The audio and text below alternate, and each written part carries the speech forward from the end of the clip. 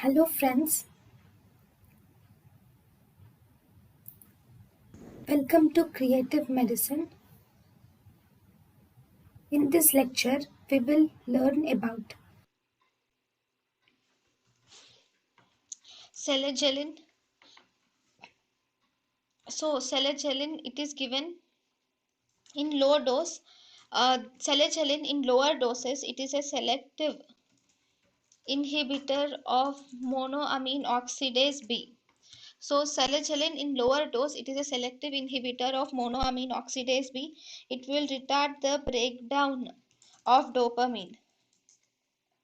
So the Selegiline also reduces the on and off phenomenon which are seen in the um, with the levodopa, or it will also decrease the wearing of phenomenon also. Then therefore this Selegiline is actually used as an adjunctive therapy for patients with declining or fluctuating response with levodopa.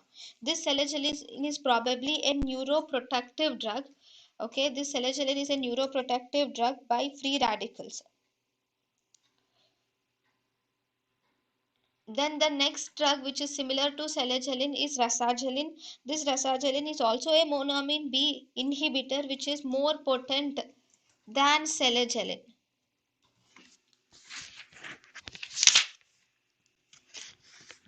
Then this Selegiline, one more important thing in Selegiline is this Selegiline will prevent the formation of a neurotoxin.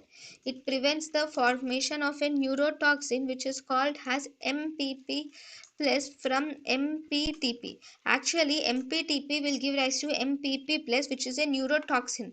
So this Selegiline will prevents the formation of this neurotoxin, and thus it provides neuroprotective effect in patients with Parkinson's disease.